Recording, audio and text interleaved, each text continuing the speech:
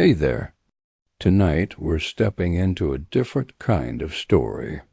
Not the shining legend, but the cold, heavy truth beneath the armor. You won't find dragons here or flawless heroes. Just a life built on duty, fear, bruises, and the quiet grind of surviving in steel through battlefields, broken sleep, and the slow fade of glory. If this kind of storytelling helps you rest, feel free to like the video and subscribe, but only if it actually brings you peace. And let me know in the comments where you're listening from and what time it is. It's oddly comforting to know who else is drifting off to the same slow march through history. So dim the lights. Let the fire in your imagination warm the stone walls. Settle in, and let's begin with the making of a knight. You are 7 years old when the path to knighthood begins, not with a sword, but with a farewell. Your parents, proud and perhaps a touch relieved, send you off to serve in the household of a noble lord. There are no goodbyes written in ink or preserved in keepsakes, only a pat on the shoulder, a bundle of clothing, and the weight of expectation settling on your small, still-growing frame. No one asks if you are ready. In truth, readiness is irrelevant. You are a page now. The castle looms above you, stone towers stretching into a gray sky, its silhouette promising both greatness and hardship. The gate cacks open.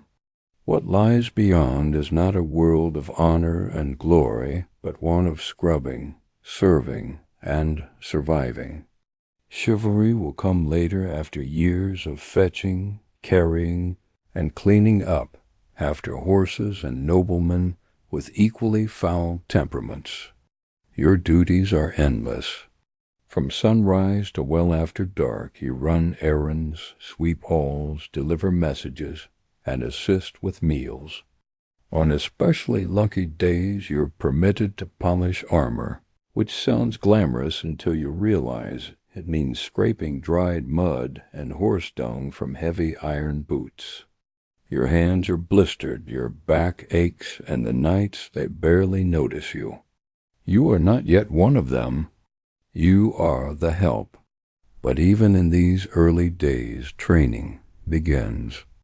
Wooden swords are handed out like brooms, and bruises bloom across your arms as you spar with other boys who, like you, are eager to prove something. You're taught how to fall from a horse without breaking your neck. You fall often. Some days it feels like falling is the main lesson. No one praises you for bruising well, but they do scold you for weakness. You learn quickly. Pain is to be swallowed, not displayed. Discipline is everything. Speak only when spoken to. Bow deeper to those of higher rank. Never question a command, no matter how trivial or humiliating. Your mistakes are corrected with the back of a hand or a weak scrubbing chamber pots. One boy forgets to remove his cap in the presence of the lady of the house. He spends 2 days on his knees in the chapel praying for humility. No one forgets again. If your family is wealthy, a tutor may be assigned to teach you reading, writing, and perhaps a bit of Latin, though the Latin mostly seems useful for understanding church services and inscriptions on tombs. If not, you learn by imitation. You listen. You memorize prayers. You copy letters with shaky hands when the steward is generous enough to share a scrap of parchment. Literacy is a luxury. Muscle and obedience matter more. Still, you learn. You learn which fork to use, though most prefer fingers. You learn to stand still for hours during court feasts, balancing platters of steaming meat while nobles talk politics and complain about the wine. You learn to stay invisible when tempers flare, and to disappear entirely when drunken knights start boasting about past battles. Every moment is an education in survival. Mornings begin with Mass. The castle chapel is cold year-round, and your breath fogs in the air as you kneel on stone floors and try not to fall asleep during the liturgy. Faith is not optional. It is as much a part of your training as swordplay. You are taught to fear hellfire, to respect the church, and to confess regularly. The priests speak of divine purpose, of holy duty. You're not alone trying to stay awake, mostly. You pray not to get sick. There are few remedies and fewer recoveries. Meals are brief affairs, usually consisting of bread, cheese, and meat if you're lucky. Vegetables are suspect. Many believe raw greens cause illness, and so you develop a steady diet of salted meat and dry crusts. You eat quickly, knowing your next task waits. On rare feast days there may be roast pig or honeyed oat cakes. These days are remembered for years, like dreams glimpsed through smoke. In the evenings the hall grows lively. Minstrels sing ballads, recounting tales of Arthur and Roland and saints who slayed dragons. You sit on the edges near the fire trying to catch every word. The songs are meant to inspire, but you are too tired to be moved. You think more of your sore feet than of Catholic deeds. Still something stirs in you. A hope perhaps that someday someone will sing of you. You sleep where you can, often in the servants' quarters, shoulder to shoulder with other boys on straw pallets that smell of sweat and mildew. Some nights you are pulled from sleep to help with late arrivals or unexpected guests. You learn to rise without complaint, to work through exhaustion, to never let your eyes betray fatigue. A knight must be ready at any hour. The training starts here. You are not alone. Other pages suffer with you. You form silent friendships built on shared glances and muttered complaints. Together you learn the rhythms of castle life. You learn which knights are cruel and which will look the other way when you steal a second helping of stew. You learn who to trust, who to fear, and which corners of the castle offer a moment's peace. There are moments of levity, a jest from the cook, a clumsy knight tripping over a dog, a stolen apple. You cling to these moments. They remind you that life exists beyond duty. That laughter still has a place even here. Occasionally you catch a glimpse of the world beyond the walls. Merchants arriving with silks and spices, a troupe of performers, or a noble woman riding past with her retinue. These sights feel foreign, like stories glimpsed through fog. You're not part of that world yet, but maybe one day. At times doubt creeps in. The stories of glory feel distant, the reality far more grinding. You wonder if all of this, the aching limbs, the scoldings, the hunger, is truly the path to honor. But every so often you see a knight ride out in gleaming armor, pennant flying, and your chest tightens with thought someday that could be you. Your lessons in humility do not stop with bruises and hunger. There are also ceremonies to attend, even though you're barely more than background noise in them. You observe as nobles gather, dressed in fine fabrics you're not allowed to touch, much less wear. You're reminded by their glances and sometimes their words that your position is somewhere between useful and invisible. When dignitaries visit, the castle becomes a theater. You help prepare guest rooms, polish silver, and sweep the same corridors 3 times over. If anything is out of place, the pages are blamed. And if something goes wrong, say a dog bites a visiting bishop's leg, well, let's just say it helps to know how to avoid being seen. You quickly master the art of looking busy while being nowhere near the problem. On festival days there is music, dancing, and too much wine, at least for the adults. You're allowed to watch from the corners, soaking in the sounds and sights while pretending not to be watching too intently. Occasionally, someone slips you a sweet meat or a bit of cake, and for a moment the burdens of your position feel lighter. But these small kindnesses do not erase the reality. Your place is to serve, observe, and remember. Some pages find escape in books if they can read.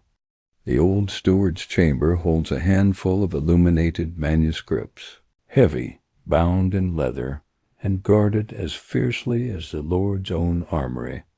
On lucky evenings, you're allowed to sit beside a fire and listen as an older scribe reads aloud tales of Roman generals or saints who endured unspeakable trials. These stories feed the mind while your body heals from the day's chores. There are warnings, too, spoken in hushed tones or muttered by older servants. They tell you of pages who failed to advance, boys who cracked under pressure or were sent home in disgrace. Sometimes they vanish without explanation. Sometimes you overhear things you were never meant to hear. You quickly learn when to speak, when to nod, and when to keep your head down. The castle is your crucible, and every hour spent within its walls forges you into something harder, leaner, more capable. Not a knight, not yet, but no longer a child.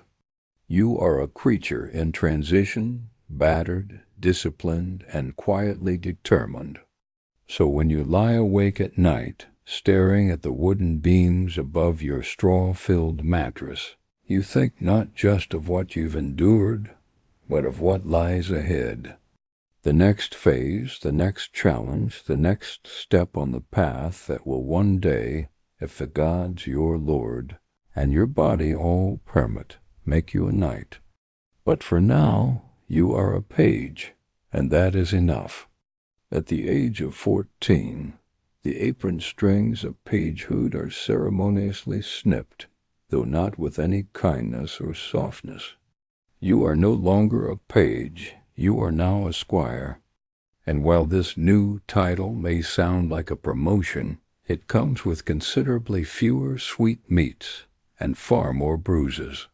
You have graduated from polishing floors to polishing armor, from fetching goblets to fetching the man who might be dying in one. Your new role is personal, intimate, even. You are assigned to a knight, and you're expected to serve him as faithfully as a shadow. Where he goes, you go.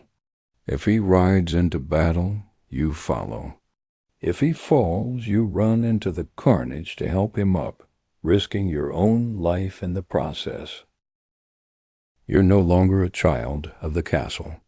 You are the squire of a warrior, and your days are shaped by his demands. The physical training increases tenfold. Riding a war, for instance, is not the elegant glide you once imagined. These beasts are enormous, bred for power and war, and more temperamental than most noblemen. Mounting them is a small battle in itself. Controlling them, a constant negotiation. Your thighs ache. Your spine jars with every step. Your backside hasn't felt normal since Michaelmas. Sword training intensifies. You now wield live blades not to kill, but sharp enough to cause concern if your opponent happens to be better rested or less distracted than you. You spar daily, your body covered in bruises that never quite fade before new ones bloom. Every session is an exercise in humility. For every swing you land, you take 3 in return. The knight you serve doesn't expect grace. He expects grit. But perhaps the most tiresome part of your duties is equipment care. Armor, you quickly learn, is not just metal. It is an ecosystem. Sweat, grime, and the occasional slug somehow make their way into the joints of plate mail. You clean it, polish it, inspect every hinge and strap. If the greaves pinch or the helmet visor sticks mid-battle, that's your fault. If your knight dies because you missed a cracked buckle, you'll likely wish you'd died first. Weapons need sharpening daily. Lances must be tested. Shields examined for cracks. Your knight's life and your reputation depends on the absolute precision of your work. No one thanks you when everything goes right, but everyone notices when it doesn't. And then there are tournaments. They were romanticized when you were a page. Colorful affairs of trumpets and cheering maidens. Now you see the blunted swords break bones. You are the one saddling the horse, carrying the lances, wiping the blood from your knight's cheek so he can smile for the crowd. If he wins, you collect the prize money dot. If he loses, you collect his broken ribs and what remains of his dignity. When real war comes, and it does, you march beside your knight into mud, rain, and uncertainty. Campaigns are long, uncomfortable affairs. Food is scarce. Sleep is scarcer. Your armor, if you have any, chafes in places you didn't know existed. You begin to understand the real meaning of exhaustion when your limbs move only because you know you must. Battle is not glorious. It is a cacophony of screams, metal, and orders lost in the wind. The clash of bodies, the stench of blood and sweat, the sudden silence of a dying man. These become your education. You learn to distinguish between fear that sharpens you and fear that paralyzes. You pray the former shows up more often. You're not there to fight. Not yet. But that does not mean you are safe. When your knight is unhoored, it is your job to reach him, lift him, pull him out of danger. Imagine dragging a man in full armor, each piece weighing more than a holiday roast, across a muddy field while arrows fall like rain. It is not heroic. It is backbreaking, and the reward is usually just a chance to do it again tomorrow. When your knight is injured, you tend to his wounds. If he is captured, you're expected to negotiate or deliver messages to secure his release. Sometimes this means dealing with men who would rather see him rot. You learn diplomacy not from tutors but from necessity.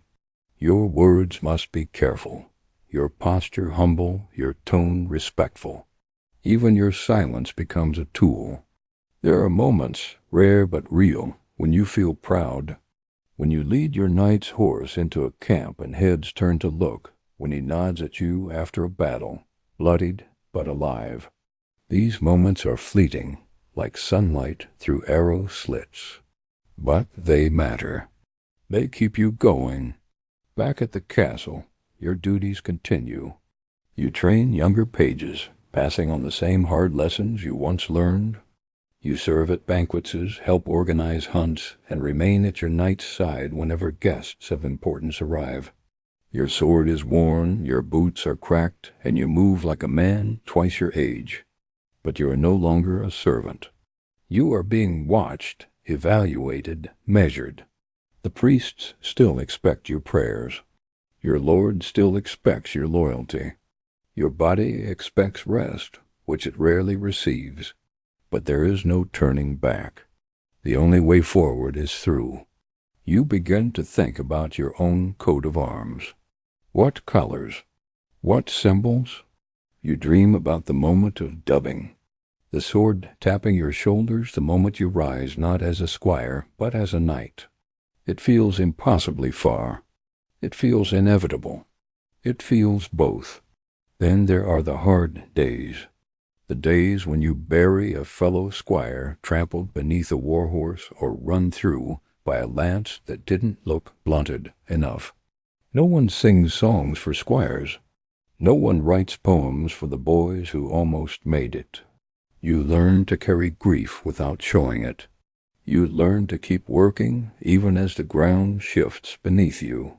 If you are lucky, your knight teaches you more than battle. He teaches you how to think, how to judge a man's character, how to read a battlefield, how to lead. If he is wise, he teaches you when to speak and when to hold your tongue, how to pick your battles and how to lose with grace. These are not things armor can protect you from, but they are just as vital. Winter brings new challenges. You now understand that a sword is only as effective as the hand that can still feel its hilt. Your fingers crack from cold, and the metal of your knight's armor feels like ice as you buckle it on each morning. Snow turns the training yard into a mire of frozen mud. Horses slip. So do you. You do not complain. The weather, like war, does not care how you feel. There is talk among the older squires. Talk of glory, of rebellion in the east, of a king's summons. You listen, absorb, calculate. You've seen enough to know that glory often looks like a grave. Still, you would ride out tomorrow if called. The waiting is often worse than the war. You write your first letter. It is stiff, clumsy, and formal, addressed to your parents if they are still alive and telling them little. You're not even sure where to send it, but writing it feels important. Like anchoring yourself, like proving you're still someone beneath the bruises, sweat, and steel. One night after a feast, your knight drunk on me and nostalgia tells you of his first campaign. He describes the rain, the hunger, the thrill of surviving the charge. Then he grows quiet. He stares into the fire and names 3 men who did not return. You do not speak. You are meant to listen and remember. You practice daily, sometimes in secret. You mimic your knight's stance, his footwork, the way he holds his blade just before a strike. You copy everything, hoping that imitation will one day become instinct. You bleed. You limp. You learn. Then one morning, without fanfare, your name is called. You are to ride with your knight, not as an observer, but as his second. There is no sleep the night before. No sleep is needed. When you mount your horse, you are ready. Not perfect, not fearless, but ready. Your story is still being written, but already it is etched into the cold iron of swords, the dust of roads, the calluses on your hands.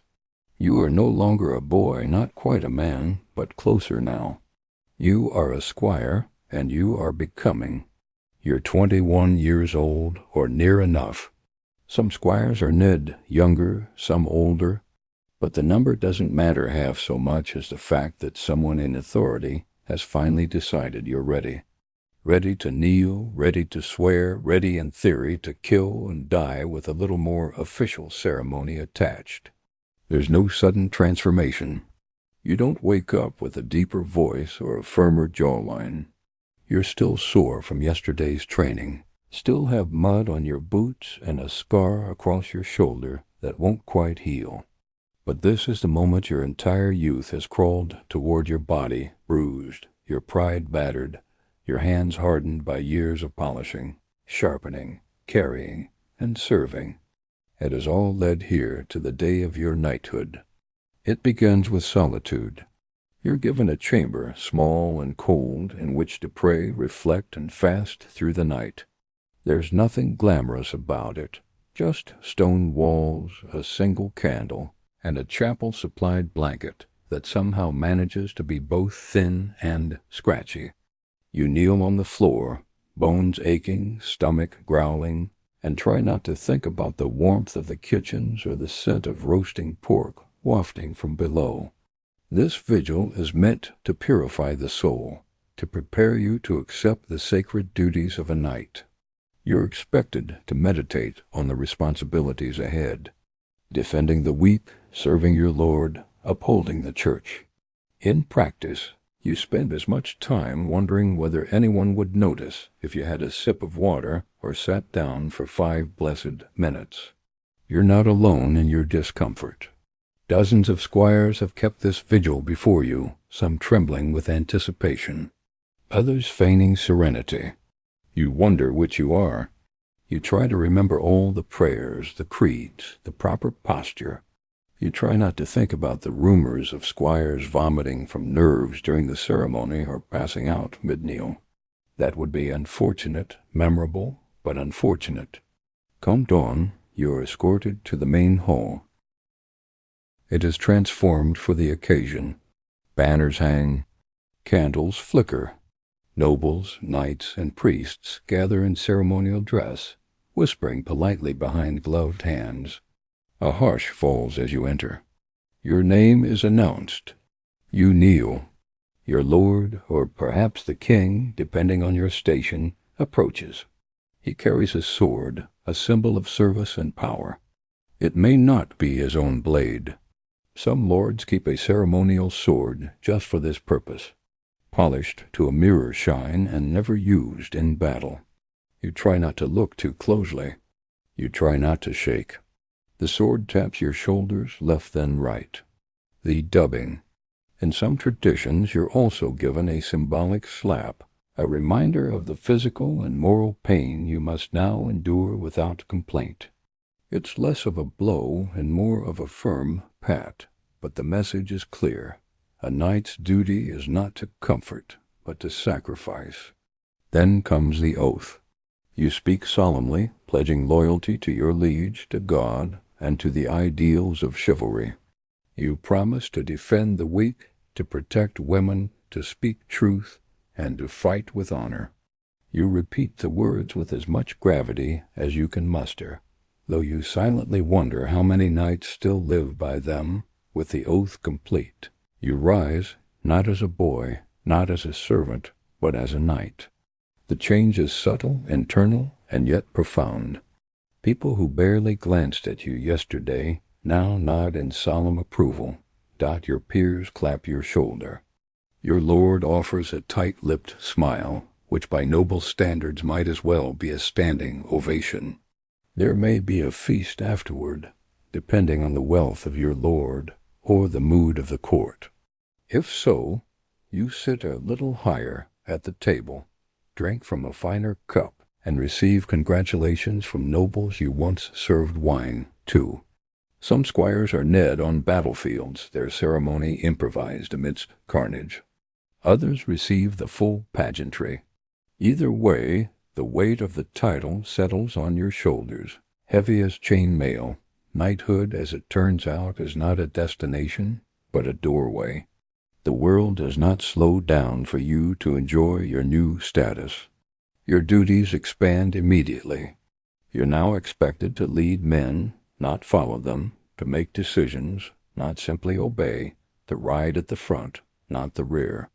The same sword that dubbed you a knight is now yours to wield, and no one will double-check your choices anymore.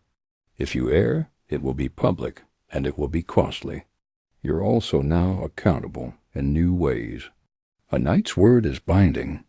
Your signature carries weight. Your absence at court is noted. Your presence in church is assumed. If you drink too deeply or speak too freely, it reflects not only on you, but on your household, your banner, and your leech. A slip of the tongue can sour alliances. A drunken scuffle can undo months of diplomacy. In short, your margin for error shrinks dramatically the moment your shoulder is tapped with a sword. Your responsibilities extend beyond battle. If your lord grants you land, you are expected to manage it wisely. That means collecting taxes, settling disputes among peasants, maintaining roads, and ensuring the harvest is strong. Knights are often imagined as warriors alone, but in truth they are administrators, enforcers, and landlords. Your sword may rest in its scabbard for months at a time, but your seal is pressed into wax almost daily. You also now have your own squire. The irony is not lost on you. He is young, uncertain, eager to please. You teach him to polish your armor just so, to saddle your horse without bruising its hunches, to pour wine without spilling, You correct him gently at first, then more firmly. He reminds you of yourself. It is humbling and slightly amusing to see how far you've come and how far you still have to go. There is also the matter of your coat of arms. If you haven't had one before, it must now be chosen. Colors, symbols, family mottos, they all matter. They identify you on the field of battle and in court. They speak before you do. A red lion rampant on a field of gold says something very different than a black cross on a white band. Choose wisely or pay a herald to help. Your new armor is fitted to your frame, assuming your lord is generous or your family still has coin to spare. Full plate is expensive and every piece must be custom-made. Greaves for your legs, gauntlets for your hands, a cuirass for your chest. You stand still as the blacksmiths measure and clink, their fingers leaving soot on your skin. The weight is impressive. Walking in it feels like learning to move all over again, but you feel safe inside it too, as if metal might guard not only your body, but your name. You take your first formal ride through the village, not as a servant trailing behind a retinue, but at its head. Children run to the roadside. Old men bow stiffly. A woman tosses you a flower. You try not to look too pleased. The peasants don't cheer exactly, but they do stare. And in the medieval world, attention is a kind of applause. That night, in the solitude of your chamber, you remove each piece of armor slowly, methodically. You place your sword with care. You stare at your reflection in the polished plate and try to see what others saw today. A knight, a protector, a leader. You do not quite believe it yet, but you will. Not everything changes overnight. You still train each day. You still wake early and pray. You still limp after a long ride and we see when a blade catches your elbow. But your name is called with more weight now. You are consulted, not commanded. The youngest squires eye you with something like awe or fear. Possibly both. War will come again. You know this. And when it is, your position in the vanguard will be expected. No more standing behind a shield wall. No more waiting for orders. You will lead the charge, raise your voice above the din, and be the first to cross the field. If fortune favors you, you may return with honor. If not, your coat of arms will be carried home without you. This is the cost of the accolade. This is the burden of the oath. But still, you are proud, not of your status, but of your survival. You endured the long years, the cold vigils, the humiliation, the training, the fear, and now you wear the title as a second skin. You are a knight, and your real service has only just begun. You do not become a knight and immediately feel powerful. You become a knight, and then you are handed 60 B of steel and told to get on a horse. The first real lesson of knighthood is not how to fight, but how to walk, breathe, and not fall over in your own armor. At first it's chainmail of interlocking rings that drapes over your shoulders like an iron tunic. It's not as heavy as it looks, but it clings to you, drags at your limbs, and catches every drop of sweat your body produces beneath it. You wear a padded gambeson, quilted linen stuffed with wool or rags, which smells awful after a single skirmish and worse after a week, but it keeps the mail from grinding against your skin like a cheese grater. As warfare evolves, so does your kit. Plate armor begins to replace mail. At first, just a breastplate and greaves, then pauldrons for your shoulders, van braces for your forearms, sabatons to encase your feet, articulated joints, riveted segments. Each addition designed to protect without pinching, though they almost always manage to do both. Eventually you are sheathed in metal from crown to toe, and it's less like wearing clothes and more like being folded into a walking bell. The helmet is the worst. It muffles your hearing, narrows your vision, and steams up with your own breath. In battle, it protects your skull. Outside of battle, it functions mostly to give you a throbbing headache. Some helms have visors you can lift, which helps with breathing and spitting, though it also makes your face an easier target. Trade-offs are everywhere in armor. Mobility, surprisingly, is not impossible. You can run, squat, mount a horse, even roll if trained well. But everything takes effort. You are not agile. You are deliberate, and you quickly learn to conserve movement like a man counting his last coins. After all, if your opponent wears nothing heavier than boiled leather, he'll be darting around while you resemble a mobile sculpture of St. George. Then there's the maintenance. Every piece must be cleaned, oiled, inspected. A single rusted rivet can jam a joint. A dented chest plate can buckle under a second blow. Your squire becomes blacksmith's apprentice overnight, scrubbing and hammering late into the evening. If he forgets a strap or fails to fasten your quizzes correctly, you notice painfully and immediately. And let's not forget the weapons. Your sword is your constant companion, but not your only one. It is not the slim rapier of modern imagination, but a broad, weighty blade meant for hacking, not fencing. Its edge is kept sharp, but not razor-thin, better to survive impact. You carry it at your side, but draw it only when necessary. The sword is both symbol and tool, and in your hand it becomes an extension of will. Then there's the lance. A knight without a lance is like a fish without gills, useless in open battle. The lance is not delicate. It is a sharpened pole, roughly 10 feet, long, meant to be couched under your arm, and driven like a battering ram into whoever's unlucky enough to be across the field. On horseback it turns your momentum into deadly force. But it is also unwieldy, easy to miss with, and once broken, mostly good for poking campfires. The mace is a brutal companion, short, stubby, and blunt.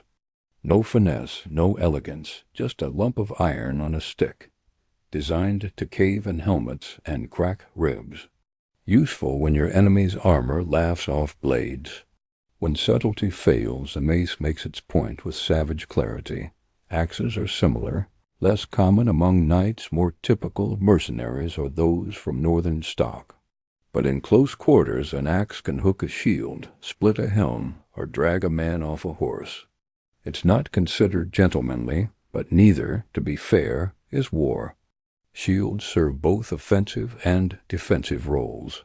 You carry one, usually kite-haped or heater style, slung across your back or strapped to your forearm. It bears your coat of arms. A bright splash of symbolism amidst the mud and smoke. You learn to punch with it, to deflect, to absorb force. A good shield might save your life. A bad one might become your coffin lid. Siege weapons are a different beast altogether. Catapults, trebuchets, and battering rams handled by engineers and lower soldiers. You observe them more than operate them, unless you're particularly unlucky, but you'll learn to fear them. No armor can save you from a boulder. When battle comes, your kit is both savior and prison. On the charge, you ride with couched lance, shield raised, visor down. Your world becomes a tunnel of noise and blur. Impact is sudden and absolute. You hit or are hit. You fall or you do not. And if you do fall, it is up to someone else. Perhaps your squire to drag you clear before the trampling begins. After the charge, if you are still upright, comes the melee. Sword drawn. You engage man to man. It is not graceful. It is a mess of grunts, blood, and clanging steel. You swing, you block, you pray. You aim not for heroics, but for joints. Armpits behind the knees, visor slits, the weak points, every knight has them. And if you don't find theirs, they'll find yours.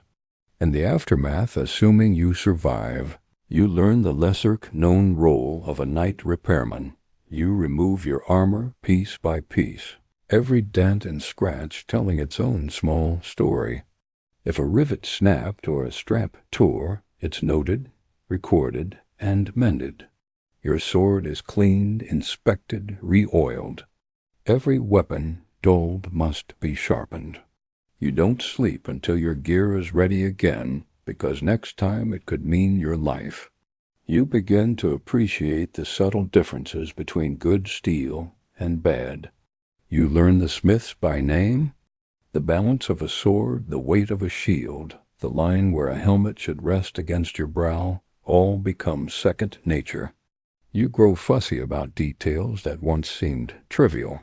The type of leather used in your gauntlets, the weight distribution of a new axe, the way a visor latches shut. Some knights personalize their equipment with flare engraved pommels, crests etched into breastplates, gilt inlays. You may do the same if coin and vanity permit.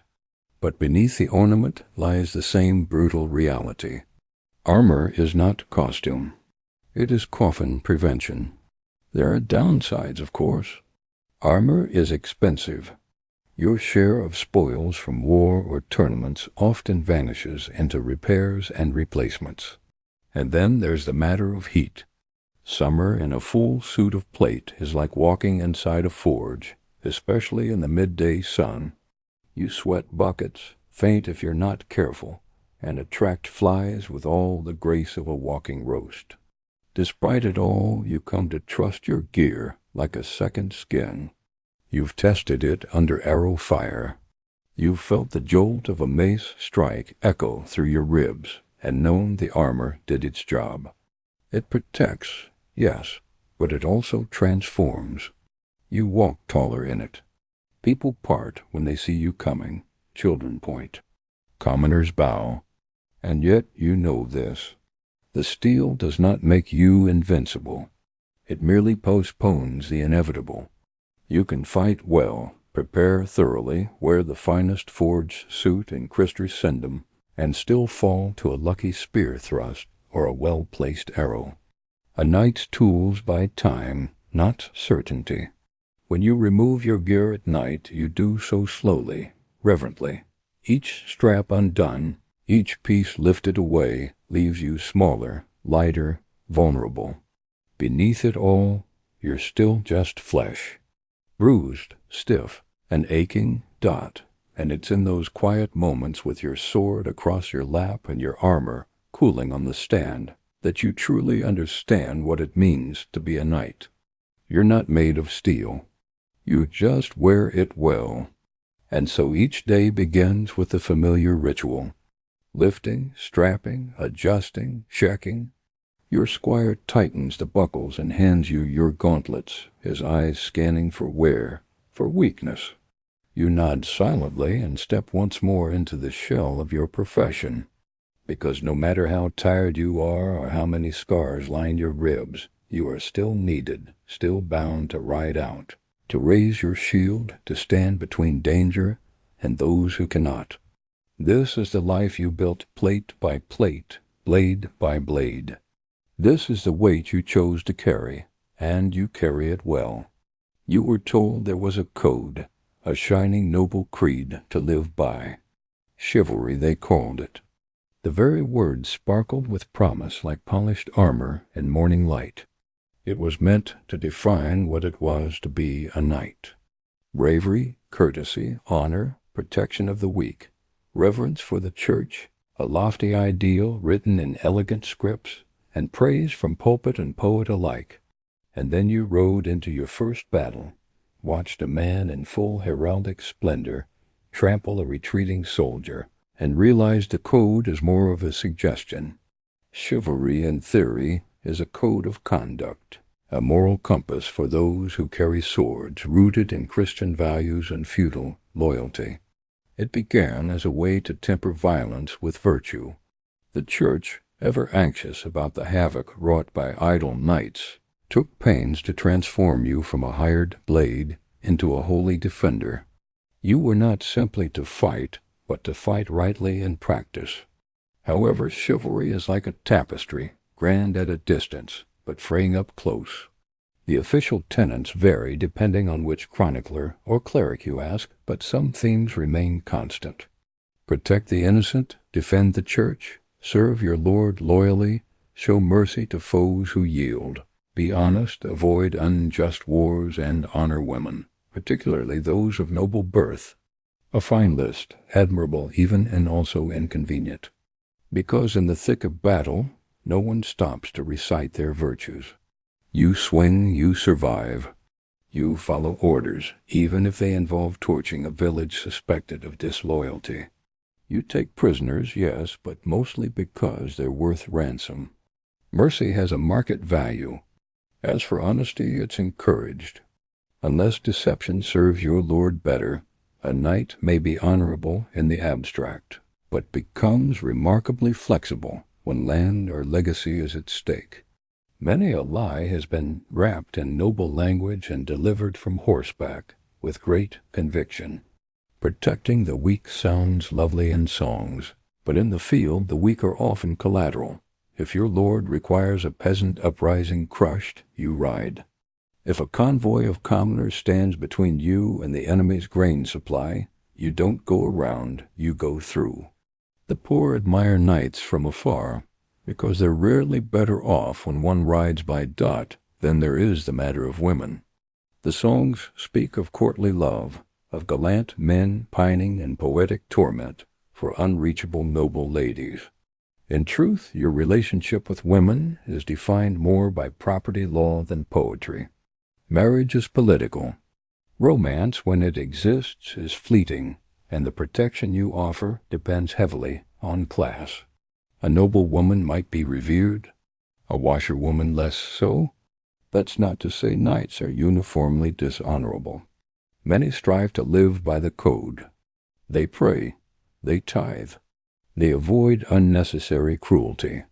But the world you inhabit rarely rewards restraint. A knight who hesitates to strike might not live to deliver mercy. A man who speaks the truth too plainly may find himself without land or head. Tournaments, oddly, are where chivalry shines brightest.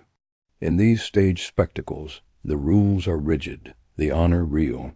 You salute your opponent. You show restraint. You lose with grace. It's theater, yes, but it's theater where the actors believe in the script. And for a moment, the code becomes reality, if only briefly. There are manuals, actual written guides that lay out knightly conduct in Florida detail. One might advise you not to strike an opponent who has lost his helm. Another might say that if a lady drops her glove, you should retrieve it without stepping on it or staring too long at her ankles. The church writes its own rules, more focused on piety. Attend Mass, confess sins, avoid gluttony, and above all, never forget who sanctioned your right to kill. These manuals are read aloud in courts and training halls. Some squires memorize them. Others nod politely and return to sword drills. In truth, the code is interpreted differently in every household. Some lords emphasize loyalty. Others demand ferocity. A few take chivalry so seriously they disown sons for showing cowardice. Others knight boys who haven't seen a day of battle, simply for the right marriage alliance. What you learn over time is that chivalry is not a sword to wield. It's a mirror. Some polish it daily, others shatter it for convenience. You yourself try to follow the spirit, if not the letter. You help your squire when no one's watching. You spare an enemy who's yielded, though your comrade's gee. You ride back to a burning hamlet to escort a limping peasant out, because her child clutches your leg and says please. These moments stay with you longer than most victories. They cost little. They feel like something old, something sacred, and yet no bard will ever sing of them. Chivalry, you discover, is not about grand gestures. It's about small decisions made when no one is looking. It's about being decent in a profession built around destruction. It's about knowing you are a weapon and choosing sometimes not to strike. Still, the the tension never vanishes. You kneel before a bishop one day and torture granary the next. You cradle a wounded comrade, then trample a fleeing footman who happens to be in the way. You write your name beneath a pledge to honor and restraint, then sign orders that send starving men to their deaths. You begin to understand that the code of chivalry is less a shield and more a compass. It doesn't stop you from getting lost. It just gives you something to check when the fog sets in. Some days that's enough. In the quieter hours, you reflect on the contradictions. The songs you once memorized speak of knights who slayed beasts and rescued virgins. Your life, meanwhile, consists of tax disputes, bloody marshes, and aching knees. You were promised glory. You were handed logistics, and yet you don't resent it. Not entirely, because sometimes the code helps you remember who you were supposed to be before the world got hold of you. You meet knights who abuse the code, who weaponize it. They quote scripture while pillaging. They preach honor and practice terror. You learn to recognize them by their polished crests and empty eyes, and you learn to step aside or, when given the rare chance, stand in their way. You are not perfect. You've broken the code. You've struck men who had surrendered. You've taken spoils that weren't yours. You've stayed silent when you should have spoken. But you remember the faces of those who tried, the knight who held a gate so a village could flee, the one who refused to burn a monastery, even under threat of exile, the one who died kneeling, not in surrender, but in prayer. And so in your own way, you keep trying. You carry the code not in scripture, but in habit. You pick it up like your sword each morning, knowing it may slip from your grip by nightfall, but reaching for it anyway, because without it you are merely a killer. And with it, maybe, just maybe, you are something more. This is chivalry. Not what the minstrels sing, not what the priests preach, but what you try to practice in a world that gives you every reason not to. And so you ride, still bound to your oath. You defend your lord, fight his enemies, bury his dead. But you also feed your squire when the pantry runs low. You speak kindly to the old woman in the village who remembers when you were a boy. You return a dropped glove even when no one is watching. You are a knight, and you remember the code, not because it makes you stronger, but because it reminds you what strength is for. One day, years from now, a boy will ask you what it means to be chivalrous. You won't recite scripture or point to crests. You'll hand him your sword and tell him to hold it steady. And then you'll ask if he can carry it without ever letting it fall on the wrong soul. That, you'll say, is a good place to start, because in the end, chivalry isn't about purity. It's about persistence, about falling short and rising again, and choosing, however quietly, not to become the very thing you were once sworn to fight. And with each choice you draw your sword a little straighter. You've trained for years, carried swords before you ever swung one, watched men die before you were allowed to charge, and polished your own armor so often you can still smell the vinegar and oil in your sleep. But none of that truly prepares you for this.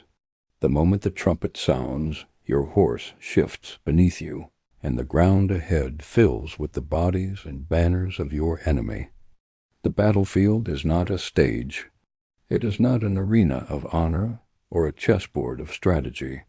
It is a pulsing, groaning thing, mud, blood, and metal wrapped into chaos. You can recite the names of old heroes, the codes of chivalry, the rules of engagement, whispered by bishops in candle-lit chapels. Out here, none of them matter. Marching to war begins long before the fighting. You ride for days, weeks, even through rain, sleep, and sun. The air grows worse as the army swells. Body heat, dung, and rotting rations blending into something foul enough to turn even the sturdiest stomach. Feet blister. Tempers snap. Your companions shift from camaraderie to muttering in silence. Men begin to smell like their horses. You do too. Camp life is brief and miserable. Tents flap in the wind like damp flags. Fires smoke more than they warm. You eat what's left, salted meat, hard bread, dried peas. Sometimes you're lucky. More often you're not. Clean water is rare. And when it isn't, you worry what's floating in it. Armor is cold in the morning, blistering by noon. You sleep with your boots on and your sword within reach. And then one morning, you crest a ridge and see them. An army array across the field, their own banners snapping, their knights glinting in the rising sun. This is it. Your commander gives orders, shouted and relayed. Everyone nods. Few truly hear them. Your stomach tightens. You check your horse's girth strap. You say a prayer or pretend to. You wonder how many will die before the sun sets. Then it begins. The charge is not graceful. It is thunder. Hooves tear the ground. Lances lower, and every heartbeat counts down to impact. You aim your weapon and hope the man opposite you is slightly slower, slightly more afraid. The clash is bone-shaking. You might hit. You might miss. You might be hit. You might fall. And if you fall, you pray you can get up before the next wave tramples you. The noise is unrelenting. Screams, shouts, clanging steel, horses shrieking, men begging. There is no rhythm, only violence. You fight in flashes. A blade swings near your head. You duck, a man lunges. Your sword blocks without thought. An axe strikes your shield. You feel the shock in your teeth. You do not think in terms of heroism. You think in terms of inches. Every step forward might be your last. Every moment you remain standing is a small miracle.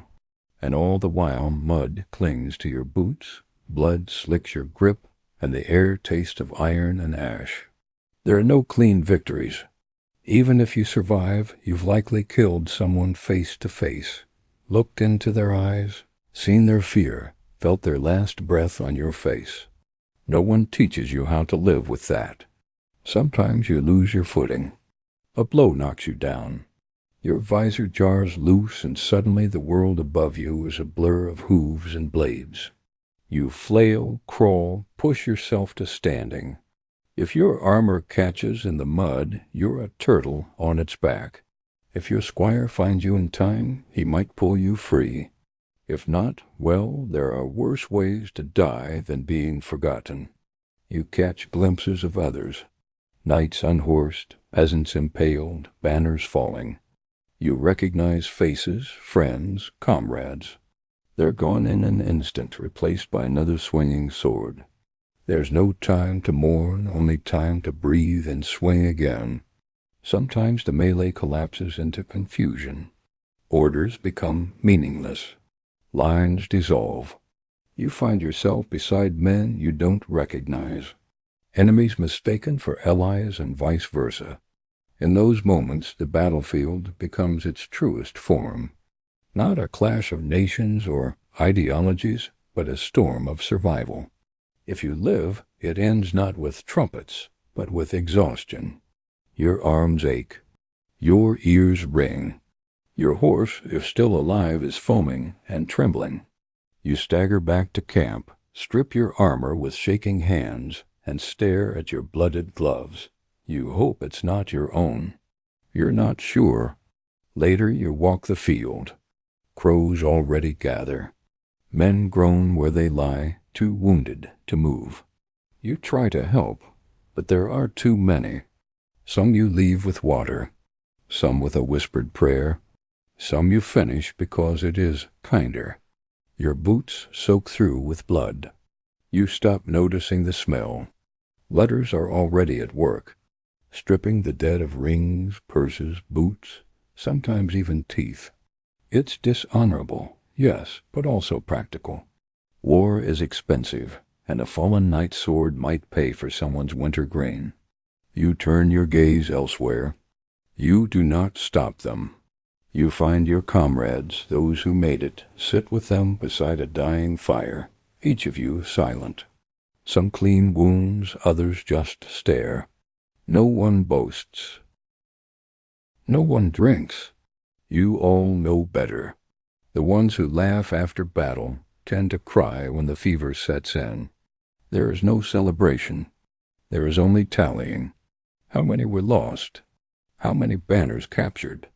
How many horses must be replaced? How many squires did not return? In the weeks that follow, the story is cleaned up. Minstrels compose ballads of noble charges and glorious stands. The Lord gives a speech. Priests declare a righteous victory. You are paraded through the streets on your return. Flowers are thrown. Children cheer. You wave, smile, nod, but you remember the smell of the field, the look in the eyes of the man you skewered, the cries of your friend as he bled out beside a broken shield. You do not forget this is the brutal battlefield. Not the battlefield of legend with shining armor and valiant jewels, but the real one, muddy, terrifying, loud, confusing. A place where honor is a luxury, mercy is rare, and survival is a skill. You're no longer simply a knight. You are a soldier, a veteran. And though you ride on, polish your armor, train your squire, part of you will always be there on that nameless field, under that gray sky, sword slick with blood and breath fogging your visor. That part of you never truly leaves. You try not to talk about it. What really happened? When new squires ask, you give them lessons in form, in stance, in strategy. You do not describe the sounds. You do not mention the shaking hands. Not because you're ashamed, but because words cannot make sense of it, and because part of you is afraid they'd still want it. But you prepare them all the same. You train them to keep their shield up even when they're tired, to watch their footing, to check the straps on their greaves twice, not once. These small details save lives. You know, you've seen the cost when they're forgotten. Over time, your own scars fade. On the surface, at least beneath, they remain, not as wounds, but as memory. You remember the weight of the fallen knight you dragged from a trampled ditch. You remember the breathless silence just before the charge. You remember the way the field looked afterwards. Still broken, wrong, and still you ride, because someone must, because the war never really ends. It only sleeps between battles. You do not seek glory anymore. You seek clarity. You seek survival. And you try in whatever way you can to make sure the men beside you come home. This is what it means to fight. Not for banners, not for poems, but for the man at your left and the one at your right. For the squire who still believes in songs. For the prayer you whisper even when you don't believe. You were shaped by steel but forged in the field. This is the brutal battlefield. And you have survived it. And in surviving you have learned the cost of every inch of ground, measured not in paces, but in lives. You survive your first battle, and then another. And though war never truly ends, it does go quiet. Armies disband, swords are sheathed, the banners come down. For a while there is peace. But a night with no war is a weapon left idle. And idle weapons tend to rust. So you turn to the next best thing, the tournament. Not a brawl, not a massacre, though it might come close, but a staged battle dressed in heraldry, pomp, and profit. Where war is chaos, a tournament is choreography. Where battle makes legends, the tournament makes celebrities. It begins with an invitation. If your name carries any weight or your lord's coin carries enough, you're summoned to a list field near a bustling town where the banners fly as high as the entry fees. You arrive with your squire in tow, your armor shined to near blinding polish, your horse combed and plaited like a bride's hair, The grounds are prepared days in advance. Wooden stands rise from the grass. Merchants set up stalls selling meat pies and put tokens. Minstrels rehearse songs they hope to sell before the jousts begin. Children run between tents, shouting names of their favorite knights. Yours may even be among them if your last performance was sufficiently bloody. But make no mistake, this is no gentle pastime. A tournament is as dangerous as any battlefield, only better lit and more politely announced. There are two main events, the melee and the joust. The melee is a grand mock battle. Dozens of knights on foot or horseback, charging each other across an open field. It is said to mimic real combat, though it rarely obeys real combat's rules. The goal is to disarm, unhorse, or bludgeon your opponents into submission, preferably without killing them. Not out of mercy, but because corpses don't pay ransoms. You enter the field with your team, shield emblazed with your arms, heart thudding behind your breastplate. Horns sound. The crowd roars. You lower your visor and plunge in.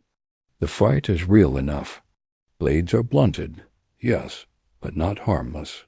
Bones are broken. Teeth are lost. Pride always is on the line. You strike, you're struck. You fall, you rise.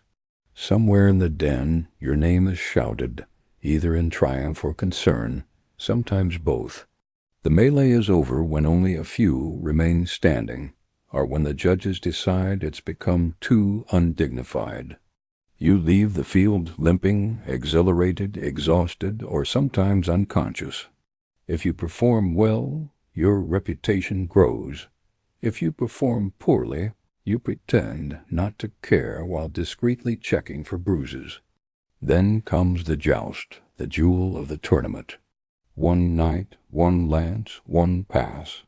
The tilt rail separates you from your opponent, and both of you thunder forward on horseback, trying to shatter your lance on the other's shield, helm, or chest. Points are awarded. Helmets are dented.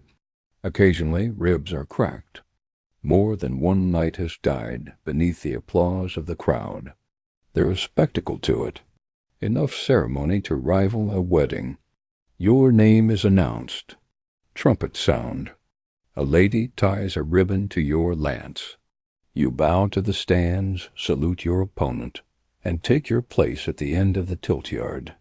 Then the flag drops and all that pageantry disappears beneath the pounding of hooves and the narrowing of your world into the tip of your lance and the target ahead. When you hit cleanly, the crack of impact echoes like thunder. Splinters explode. The crowd cheers. If you're thrown, you hit the earth hard and lie there long enough to remember that mud has no chivalry. Victory brings coin. And more importantly, notice lords watch from the stands, scanning for talent, potential, or marriageable fame. If you impress the right person, your fortunes can change overnight. If you make a name for yourself, you may find yourself invited to bigger circuits, tournaments in Paris, London, or Rome, or at least the stories say so. But not all jousts are equal. Some are friendly, honor-bound, and carefully judged. Others are bloodier, more corrupt. There are whispered tales of knights bribing marshals, sabotaging armor, or switching lances to unblunted tips. And every tournament has its share of bad blood, feuds reignited, insults answered with steel. Then there are the injuries. Dislocated shoulders, shattered wrists, concussions. You learn quickly not to remove your helmet until you're sure your ears are still working. Even spectators are not always safe. A splintered lance once flew into the stands and took out a merchant's eye. He still comes to watch every year from the other side. Outside the arena, the tournament is a fair ground. Traders hawk everything from relics to roasted chestnuts. Scribes sell poems composed on the spot. Apprentices jewel with sticks in the mud while mimicking your name. At night, bonfires crackle, ale flows freely, and minstrels sing songs that exaggerate every blow landed, and every favor won. If you've earned a few bruises, you might at least earn a few verses. The nobles host feasts. You attend cleaned and laced into a doublet that fits like punishment. You bow. You drink. You endure conversation. A lady might ask about your technique, though her interest may have less to do with lances and more to do with inheritance or scandal, or both. Tournaments are also a place for politics. Alliances are struck, rivalries flare, and lords make quiet wages behind their goblets. A win on the field can lead to a contract, a vassalage, or a sudden engagement. A loss, on the other hand, might be remembered long after your ribs have healed. For all their glitter, tournaments are expensive. Entry fees, armor repairs, horse care, tents, and bribes. It all adds up. A poorly managed campaign can leave you poorer than when you arrived. Some knights take loans. Some sell off land. A few turn to less savory methods. Gambling, extortion, even rigging matches. Still, you return. You always return because there's a thrill to it, a pulse that nothing else matches. Because the crowd remembers your name. Because a good tournament win can do what 5 years of border patrol cannot. It lifts you. It announces you doubt. It makes you visible. And in a world where power rests in perception, visibility is everything. You ride in, you fight, you bleed, you bow, and when you win, you smile with broken lips. Because for one fleeting moment, you are not just a servant in steel. You are the main event. You are not at war, but you are in combat. This is the tournament circuit, and you are still standing dot by the end of the week. Your body is a ledger of bruises, scratches, and indignities. Your squire works late into the night restoring your kit. You spend the evening swishing watered wine, pretending your shoulder doesn't throb with every breath. A blackened eye makes you interesting company at supper. The limp adds character. You don't speak of the fear, the heartbeat just before the lance drops. The instant you wonder if the next hit will be clean or final, you swallow it down. Tuck it beneath the layers of steel and swagger. Every knight does. Fear is common. Admission is not. If the tournament was good to you, you leave with coin, a new favor tied to your saddle, and invitations for the next event. If not, you leave with empty hands and full regrets, already calculating how many tournaments it will take to rebuild what you spent chasing glory. The road away is quieter, less triumphant. A few companions ride with you. One coughs blood, another cradles a wrapped hand that may never hold a lance again. The squires chatter, still enchanted by the show. They do not yet understand the price of applause. And so, bruised but intact, you return to your estate or your garrison, where the real duties await. But for a week you are more than a soldier. You are spectacle. You are legend. You'll do it again. Because while war may forge your reputation, tournaments let you write it in gold. And sometimes that is enough, because in the eyes of the crowd you are not just a knight. You are a name, a banner, a force in motion. And for a brief shining moment, everyone saw you shine. The trumpets fade. The tournaments end. The battlefield falls silent. And you return not to rest, but to something more complex. Responsibility, because you are not only a knight, you are also a lord's vassal, a landholder, an enforcer of law and order. And whether your thief is sprawling or small, it demands as much from you as any joust or skirmish ever did. Your estate, such as it is a patchwork of thatched roofs, grazing fields, and stubborn people. It was granted to you often in reward for service, and with it came a host of obligations, not to the land, but to those who work it. They do not know you as a war rider or a lance wielder. They know you as the man who demands grain in October. sends baifs to settle quarrels, and sometimes rides through the village just to remind everyone who owns what. Your mornings begin not with sword drills, but with ledgers. Your steward rattles off figures, bushels harvested, taxes collected, debts outstanding. You nod like you understand, though half the time you don't. There's always a shortfall.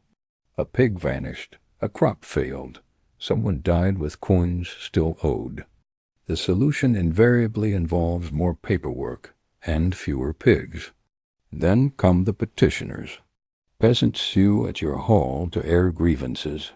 He stole my goose. Her cow trampled my barley. Their son struck mine with a stick. You sit beneath a banner bearing your arms, listening with the weariness of a man who's faced arrows and would prefer them to this. Justice must be swift, or at least loud. You nod, you fine. You send men to inspect fences. The villagers shuffle out, mostly satisfied. You hope. Disputes between peasants are one thing. Disputes between your men at arms are worse. When two armed retainers argue over boundaries or livestock, swords rattle. You must step in, not as a fellow knight, but as their master, firm, even-handed, a man of authority. It's a delicate thing, projecting strength without escalating tempers. You manage mostly. You also collect taxes, grain, wool, coin, or goods in kind. These are tallied, stored, and forwarded up the chain to your liege lord.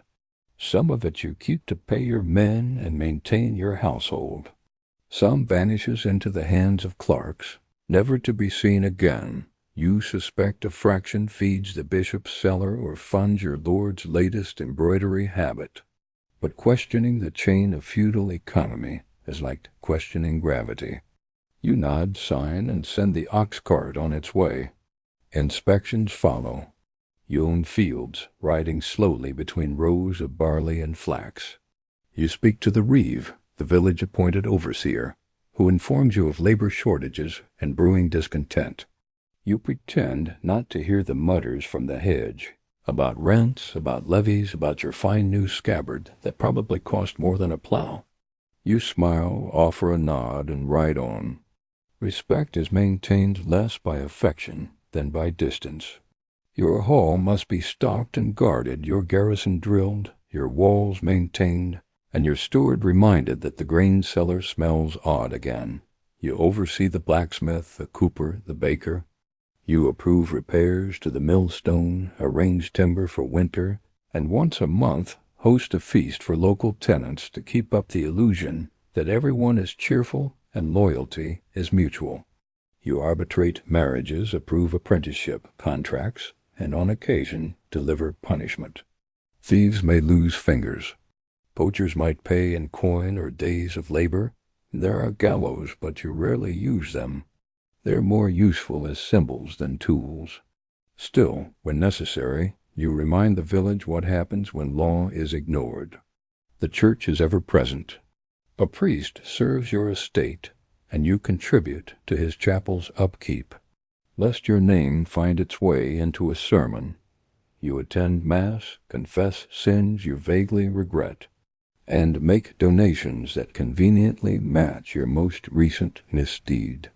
Piety, after all, is easier in coin than in conduct.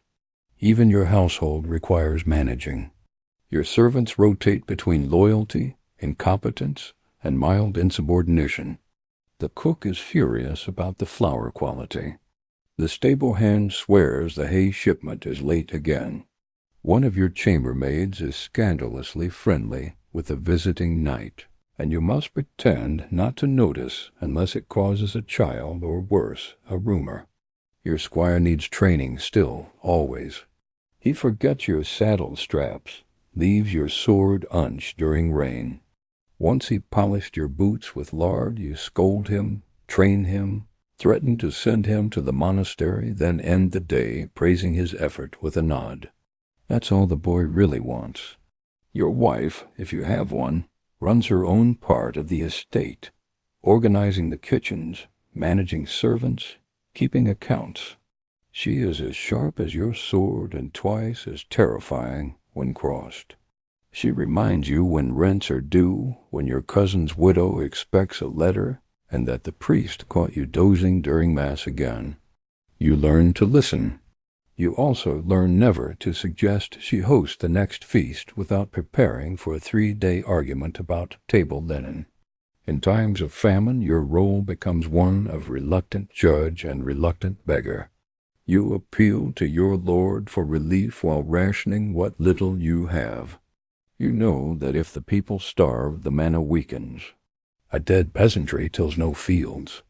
So you offer just enough to keep them working and just enough to keep their envy from turning to rebellion. In times of plenty. You are generous, but visibly so. Bread handed out at the chapel door. Coins tossed during feast days. It is not charity. It is theater. It keeps order. The peasants call you my lord, but you're not quite sure whether it's respect, resentment, or resignation. Likely all three. They bow low, but you see the flickers of judgment in their eyes. You ride past them, heavy in your saddle, armor gleaming. You are their protector. You are their tax. You are their judge and sometimes their executioner. Occasionally you host visiting knights or minor nobles. These visits are equal parts hospitality and hostage negotiation. You must appear wealthy but not wasteful, powerful but not threatening. A wrong word about the king's taxes could brand you disloyal. A poorly cooked pigeon could insult your guest's cousin, who happens to be an earl. You walk a nice edge of politeness, pageantry, and performance. But it isn't all caution and governance. There are quiet moments. You ride alone at dawn through dew-wet fields, nodding to shepherds who've been up longer than you. You sit by the half in winter and listen to your steward mumble accounts while the fire cracks behind him. You share a drink with your sergeant at arms, both of you old enough to admit your backs ache more than they used to. You are lord of your manor, but also its captive. You cannot leave for long. Bandits might strike. The grain might rot. Your cousin might try to press a claim. Even a trip to court feels like abandoning a child to nurse itself. And when you return, something is always broken. A gate, a contract, a fence, a nose. Still there is pride in it. Not in the power, but in the structure. You keep this place standing. You feed 100 mouths.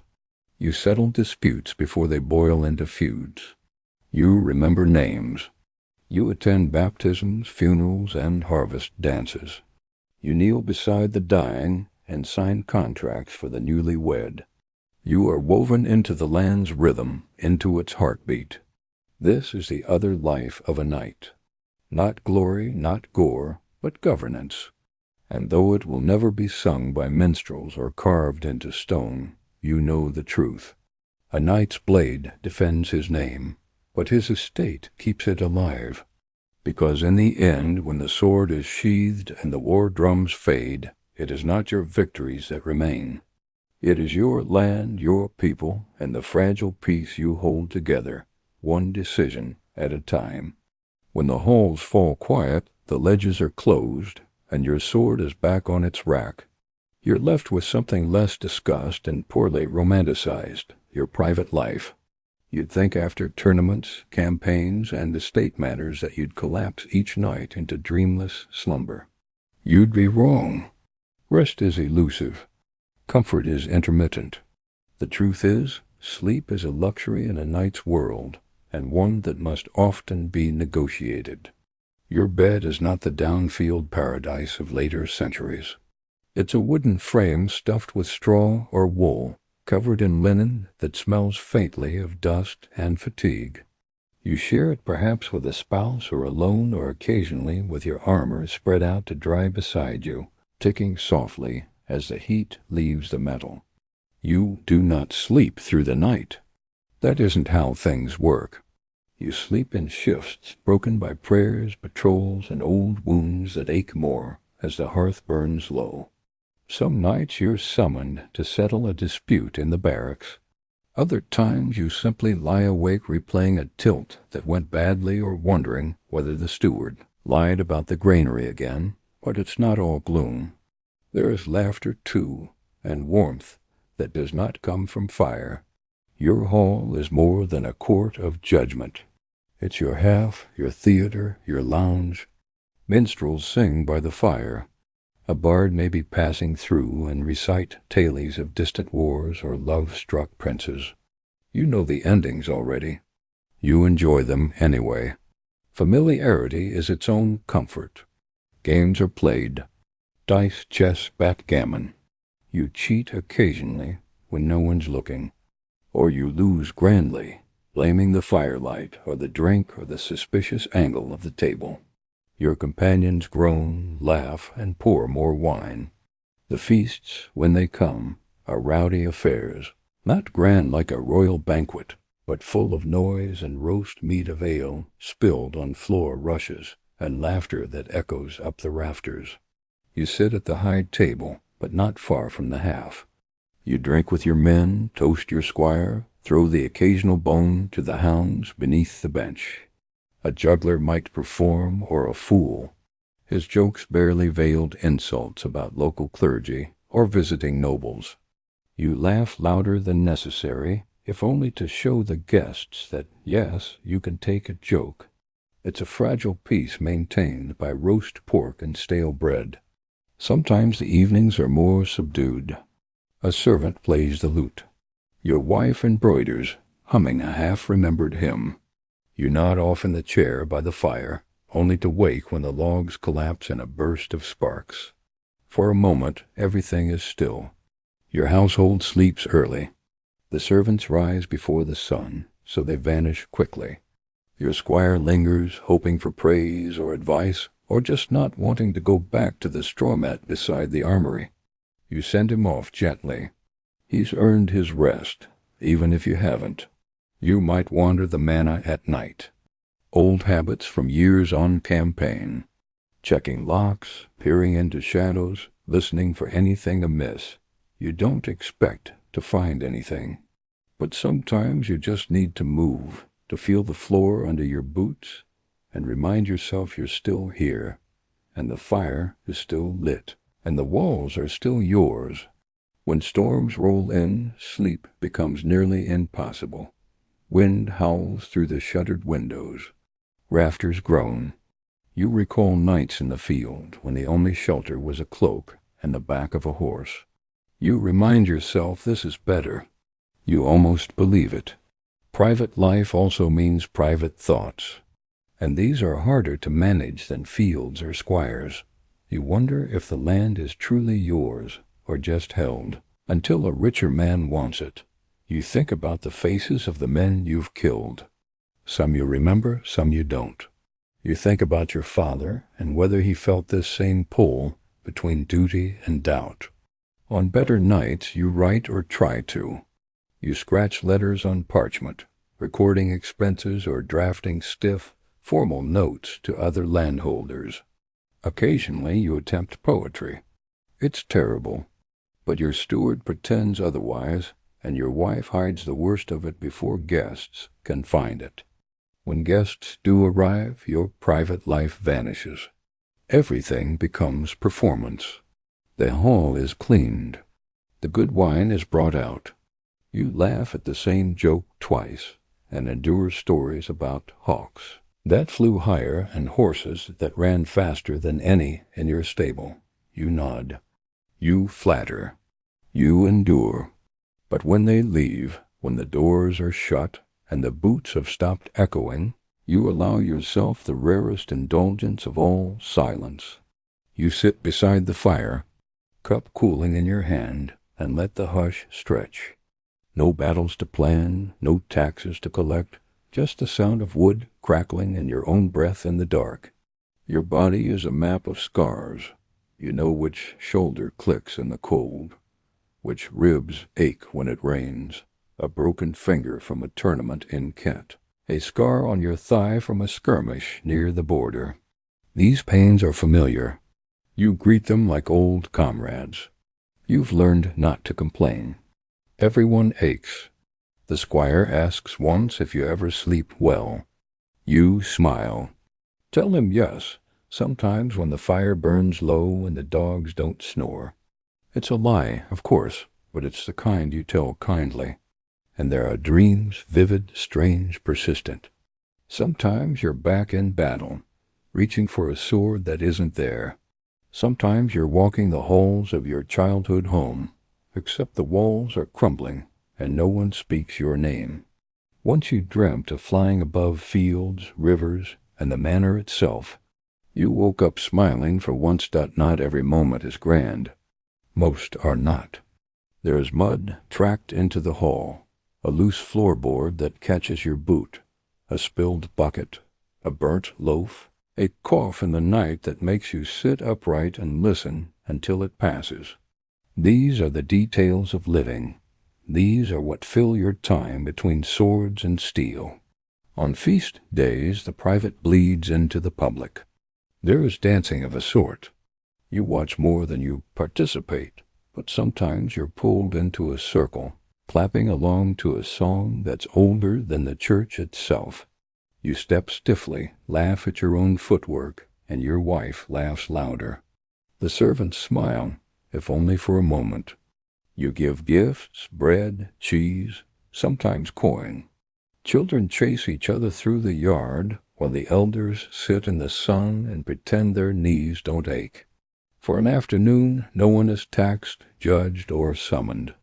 You watch, not as a lord, not even as a knight, but as a man.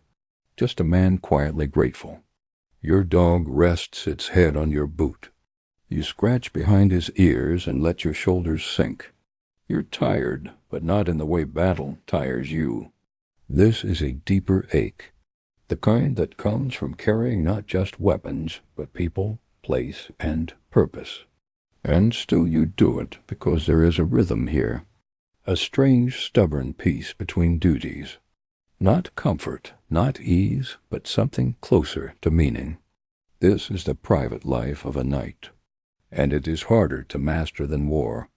Because though the chronicles record your battles and your banners, it is these quieter hours, half-forgotten songs, unfinished letters, the hush of a sleeping hall, that truly tell the story of who you were. You rise with the dawn, joints aching, the cold seeping deeper than it used to. The steward greets you with a nod. The squire follows, quieter than he was in years past. Nothing feels unusual at first until you step outside and realize something has shifted. It's not in the air or the weather, but in the rhythm of the world itself. Fewer hooves on the road, fewer hands raised in salute. The banners are still there, but they hang lower than they once did. Your role, once essential, now feels ceremonial. You still ride out, still wear the armor, still train the lads who come up through the ranks with fire in their eyes. But even they look past you now to the engineers sketching strange machines, or the captains drilling rows of men with pikes and gunpowder. The future no longer rides a war horse. The first time you see the musket fired in anger, it feels like a mistake. There's no nobility in it. No dance, no jewel, just a bang, a puff of smoke, and a man down. You watch it from a hill, flanked by your men, and say nothing. Later, you clean your sword anyway. Habit perhaps, or defiance. The Lord who summoned you once for every border skirmish now sends word only in winter. Requests for grain tallies, for tax rolls, for reports on tenant movement. The battles still happen, but they are led by men with maps, not mail. Your presence is a formality. Your counsel, polite tradition at court, the great knights gather less frequently. The old names, the ones you memorized as a squire, fade from conversation. Those who remain arrive slower, their crests more faded. You share nods, not words. No one wants to say aloud what you all know. Your armor, once polished weekly, gathers dust between uses. The squire still oils it more out of reverence than need.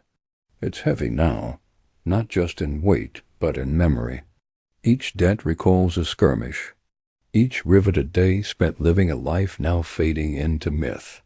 You wear it still sometimes for ceremonies, for parades. Once a boy asked if it was real.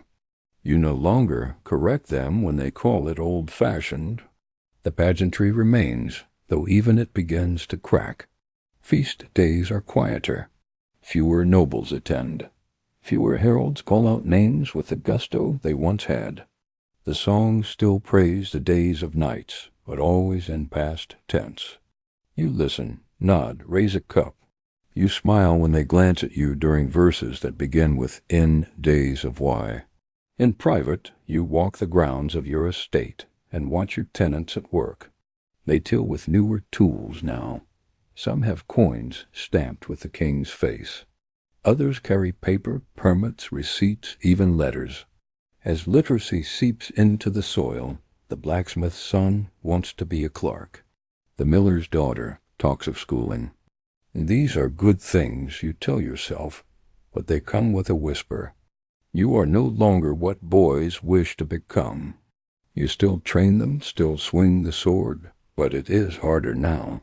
Your shoulder stiffens in the cold. Your breath shortens on uphill rides.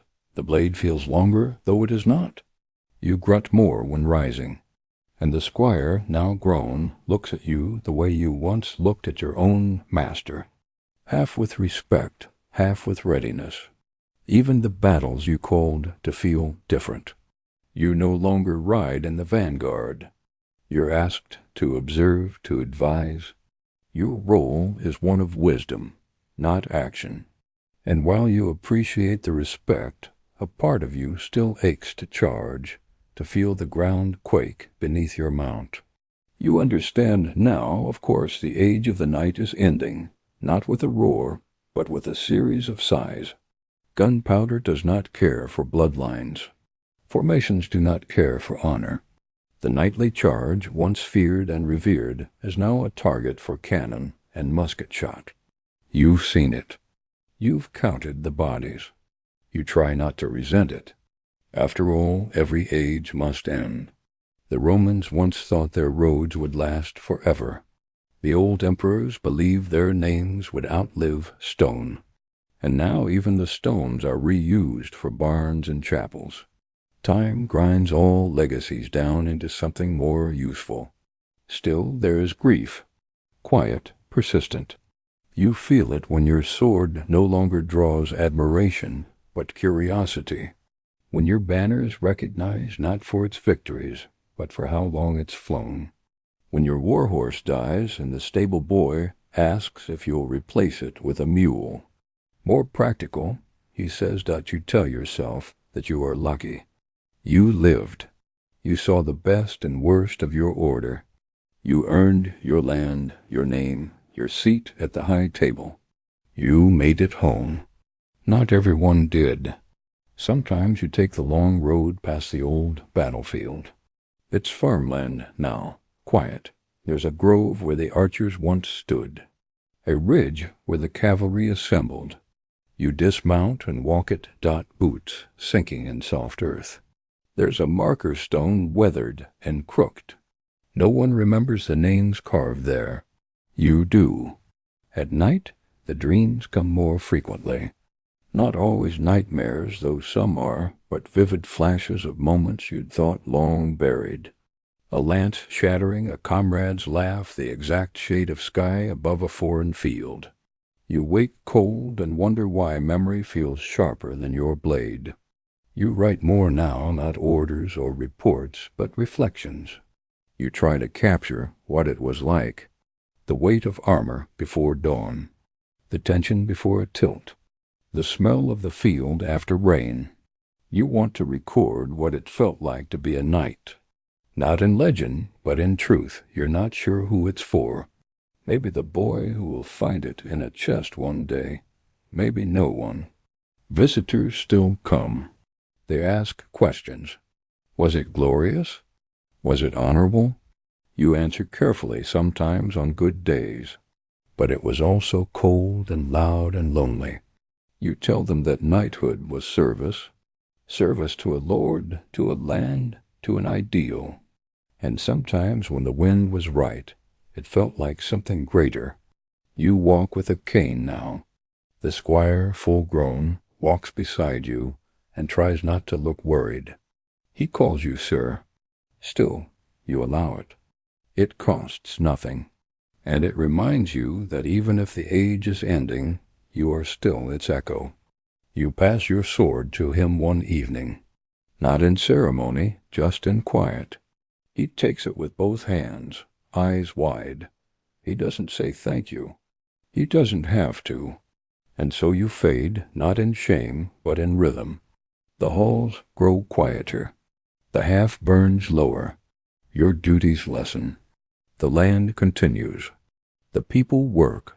And in the stillness between seasons, you feel something like peace. Let the bards sing of dragons and jewels. Let the painters render shining charges and golden spurs. You remember the cold mornings, the crooked smiles, the cracked ribs and cracked jokes, the smell of wet horse, and the taste of cheap ale. That, too, was knighthood. And it was enough. You don't know what the world will become, only that it will become. Castles will crumble. Cannons will roar. The old ways will be folded into new books, new rules, new uniforms. But perhaps in some chapel or court, a tapestry will still hang, and a child will point to the figure in the corner, the one in battered mail, and ask, "Who is that?"